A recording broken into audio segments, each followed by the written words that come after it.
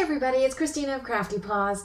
I'm here to share the second installment of my acrylic flow art series, and this time I'm going to do two canvases with a technique that's called a double dirty pour with a tilting. So unfortunately I lost the video where I mixed up the paints with the Floetrol and the silicone for these pours, these dirty pours, but I wanted to share with you guys as much as I could of the actual pouring and tilting. So as you can see, the dominant colors are done kind of in jades and blacks with a little gold and white.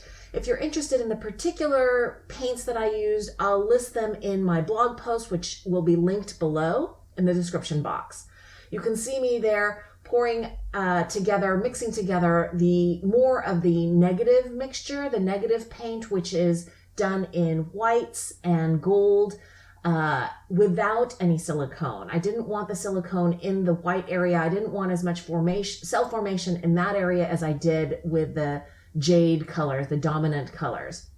And I'm scraping as much as I can of this paint mixture out of my little quart containers. For the dominant color, I had about 1 quart, and then for the negative space areas, I had about 1.5 quarts. And here you see me starting to do the tilting. What I'm really looking for is to make sure that the paint goes all the way to the edges of the canvas, especially on that front layer, but I want it also all along the edges. I'm trying to see if I can capture any of the drip offs, but because the canvas size is so large, I'm having a hard time capturing any of the runoff. But that's okay. I have plenty of paint on this canvas.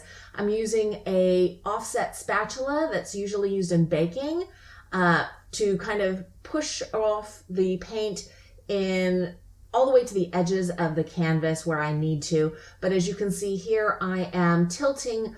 I had tilted toward the camera. Now I'm tilting away from the camera. I wanted this kind of swoopy line for the dominant color and then as much negative space as I thought the painting needed. And I kind of like how this came out. It looks a little bit like a snake, like a cobra with its head up. If you think of the side on the left there as the base.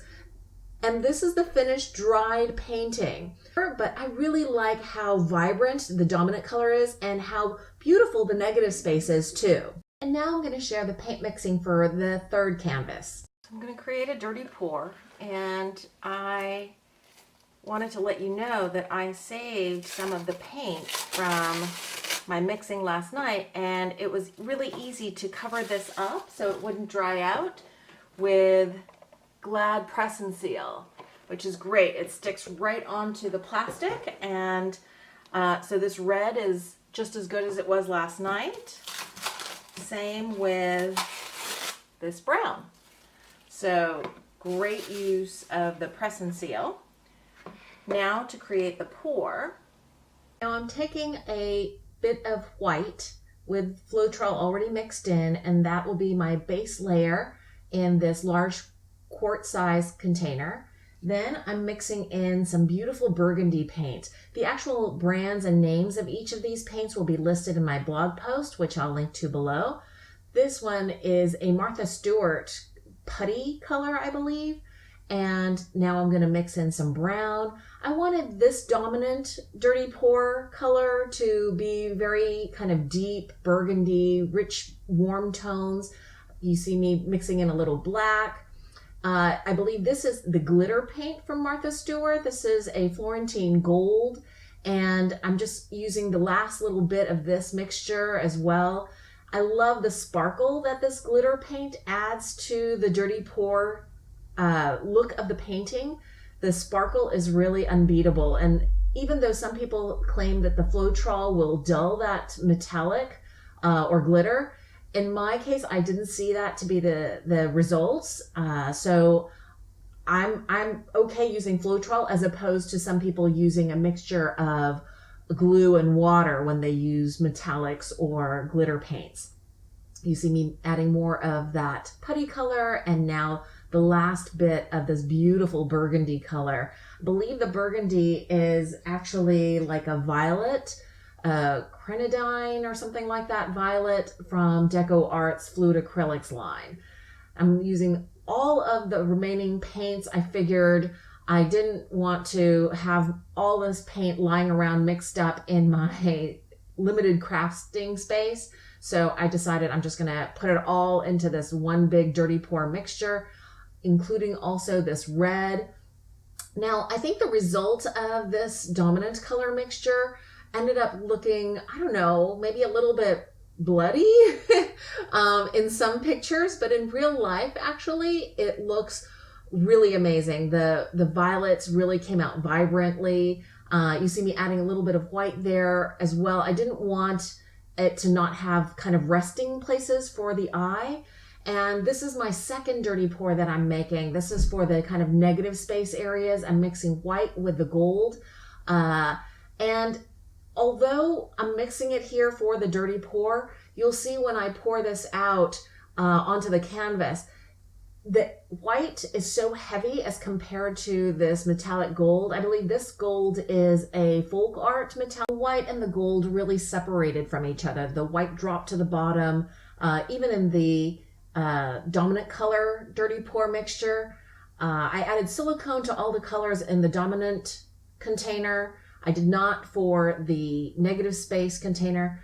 Actually, here you see that you can see clumps of the white coming out at the same time. All of that is mostly white with just little bits of the gold. The gold was at the top of the quart container and the white was really had fallen to the bottom. This is the second container of the white and gold mixture that I brought up to my workspace. I'm really trying to get all the edges of the canvas, leaving space in the middle more for the dominant color, which I'm pouring out now. This mixture mixed a little bit better, I think. I think the weight difference between the white and the gold was so large, but for the dominant color paints, they were probably closer together.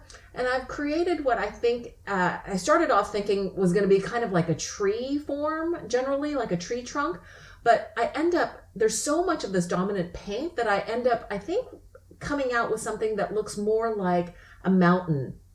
But I'm just trying to get some of this dominant color mixture all the way to the edge of the canvas. So I'm scraping it all out with, I think I'm mixing wooden stick.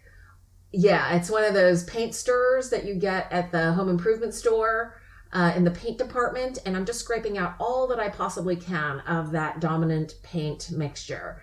And you can see some cell formation already happening over, especially toward the right side. And I'm using the same offset spatula to make sure that I'm getting paint all the way to the edges of the canvas. I didn't want blank spaces, although some people like that. I was going for a more fully covered look, so I'm pushing the gold and white paint mixture all the way to the edges of the canvas. I just wanted to make sure it got all the way across the whole front facade of the piece. And I think off camera, I actually also make sure that all the sides of this canvas also get covered. Now, ooh, this paint is moving really fast.